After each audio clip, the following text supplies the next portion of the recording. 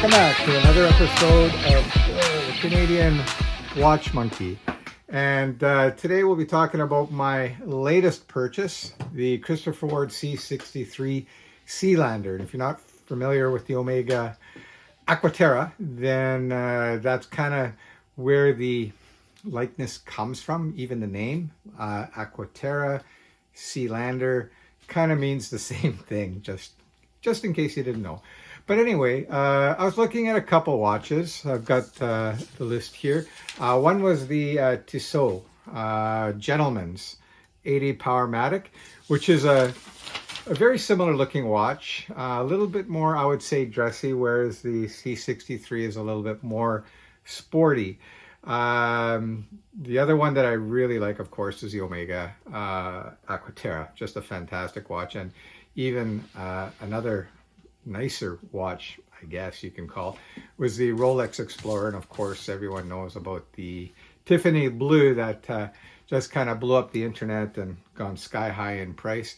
Now, both the Aquaterra by Omega and the Rolex are great watches. And if you can get the Rolex at retail, I would say go for it. Good luck, though. Probably not going to happen. And I think it's fairly priced for what it is. The Aquaterra is readily available and is a little bit cheaper than the retail price of the Rolex.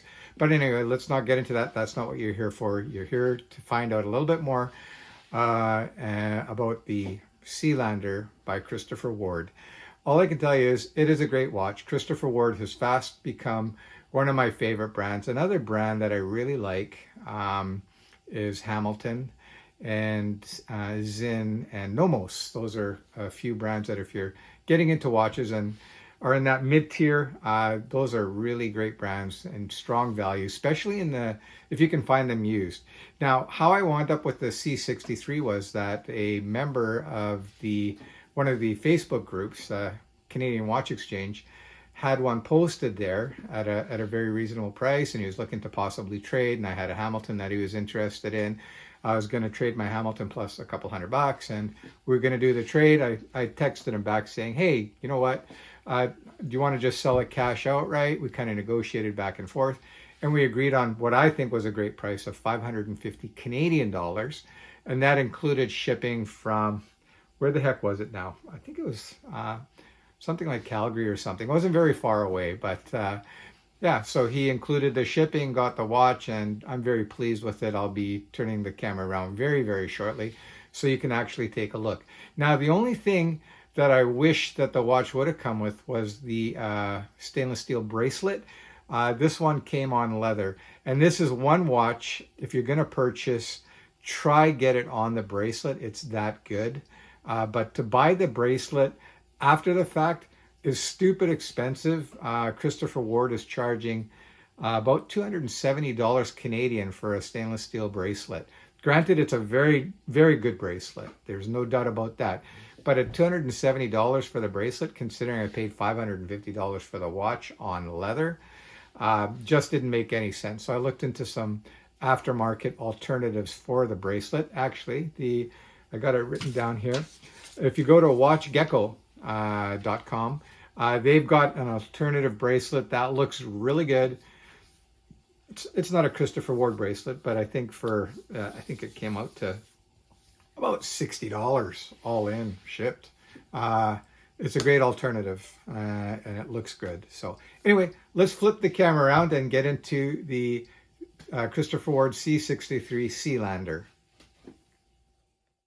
All right, so we've got the camera flipped around now, and I'm going to show you the watch here. So there it is, the C63 Sealander, and it's a great size. You can see it's on a metal bracelet now. That's the bracelet that I picked up from Watch Gecko. Great little bracelet. You'll have to order the end links here separately, and they're hollow, but whatever. It gets the job done. I'll just quickly throw that on wrist for you guys so you can see what it looks like. And I think it looks really good. Hang on, there we go. And there's the Sealander in all its glory. And you can see it's a great everyday watch. Like, it really is a nice watch. Some things that you need to know is, of course, the dimensions. And I don't want to bore you with this, so I'm going to make it super quick. So you can see here that it is a 39.5 millimeter watch. I just got to get that in the right place. There you go. So it's 39.5 in diameter. The thickness of the case is at about 11.4. And the lug to lug, I think it's around 47 or 48, if I'm not mistaken. There you go. Yeah, actually it's 46. So it's actually quite a stubby little watch, but not really. My wrist is an average size. And if you've been watching my channel, then you know that it's about a 7-inch wrist. So that's what it looks like on a 7-inch wrist. And I'd say that's almost the perfect size for me. And lately I've really cavitated towards a little bit smaller watches, trying to stay away from bigger watches. Yeah, so I used to really like the size 44, then I went to 42. Now I'm sub 40. In the back here, it's a display case back, and you can see just a really nice Sellita movement. And of course, it's branded Christopher Ward. Let me zoom in a little closer for you guys. Hang on a sec here. Okay, let me do that for you. So you can see there, the movement is very nice looking, and you can see the rotor there, branded Christopher Ward. That's an automatic watch, of course. Screw down crown, which is really nice to have as well. So you just, to change the date and time, you just unscrew the crown and it pops out, and then you can pull it out to your first position, which will adjust the date. Oh, well, I guess it wasn't all the way out. There you go. So there you go. That will change the date. And actually, you shouldn't be really changing the date at that time. So I'm going to stop right there. You always want to be at around that 6 o'clock position or down below the halfway point, just so you don't damage any mechanisms. But if you pull it out one more, pop like that, then you can change the time. So that's pretty simple function. And that's all that you really need on a watch. Some of the things I really like is that the date wheel is done in black. In the white version of this watch, it's white. And yeah, it doesn't stand out as much, which is really kind of nice. And I like it at the 6 o'clock position rather than, probably the most common is at 3 o'clock. So just you can see, let me pop that back out again. You can see, if you look closely, you can see the threads there. So it's definitely a screw down crown. And the winding of the watch is very smooth as well. Yeah, so when I got the watch, like I said, I paid 550 Canadian. That was shipped to me. It came with the Christopher Ward, the original straps.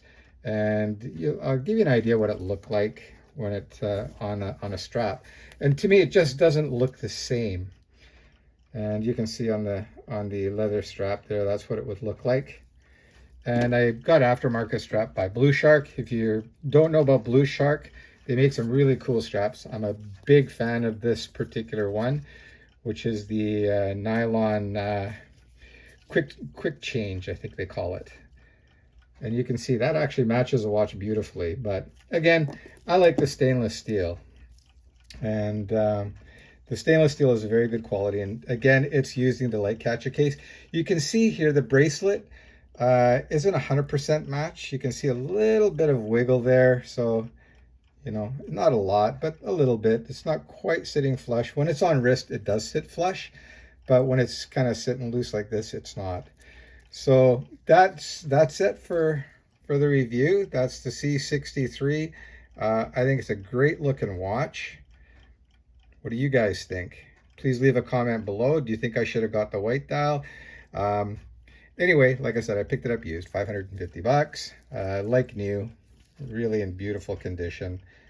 And yeah, just a fantastic watch. And it's got decent water resistance as well. I think it's 200 meter, so not bad at all. I could be wrong on that, but I know it is pretty substantially water resistant. So there it is. All right. And oh, by the way, the Christopher Ward boxes are awesome. Let me get rid of my monkeys here. If you've never seen a Christopher Ward presentation box, they're really nice. This is solid wood, and you can see the outer sleeve here is branded Christopher Ward. It almost feels like a leather kind of thing. It's of course not leather. And then of course you just slide that out like that, and you get your information pamphlet in here. The watch sits in there, and you can see that the watch, it came complete with all the plastic coverings, even the hang tag. And by the way, if you're not aware, they give a really good warranty, Christopher Ward. So 60-month exchange, or if you're not happy with the watch, or 60 days, sorry, or 60-month warranty, which is about 5 years. So you're getting a really good warranty with these watches. Again, I can't say enough good things about Christopher Ward. They fast become one of my favorite brands, that's for sure. They're known for making really high quality pieces for the money. I've got a few of their watches, which I'll be doing which I have done some reviews, and I'll do some more reviews in the near future. So that's it. Hope you enjoyed that episode of the Canadian Watch Monkey. One last look at the c63 Sealander. I got a little bit of lint there. I'm kind of liking that blue. I don't know about you guys, and a little bit of touch of orange in certain places. I think it looks fantastic. Yeah. Great money, great watch for the money, I think. So that's it. Take care. See you on the next episode. Oh, don't forget to like, subscribe, and hit the bell icon so you never miss another episode of the Canadian Watch Monkey.